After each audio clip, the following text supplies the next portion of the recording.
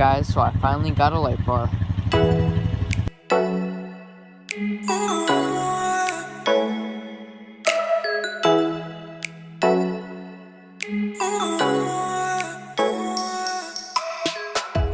Alright guys, so the Nilight light bar was a fairly simple, easy install.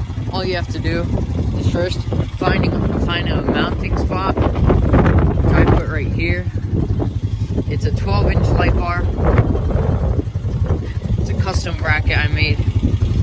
So this is just temporary right now. I put it outside, and then I just simply ran the wiring behind the four-wheel drive shifter, and then, you know, a nice connection to my battery.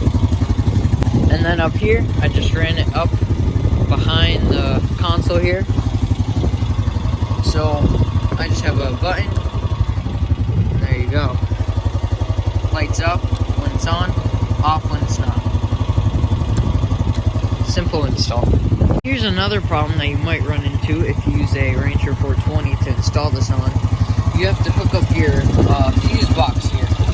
So what I did is I just, put it right by the battery, which is really close to this frame rail, so you have to be careful you don't touch your frame rail. You just sneak it right behind there.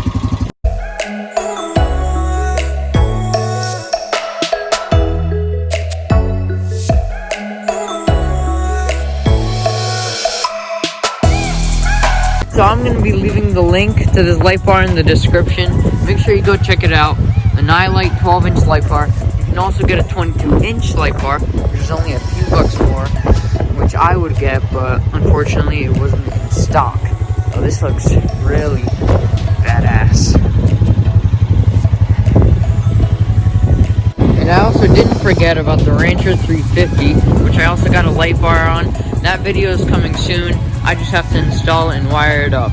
The light bar is here and ready to be mounted.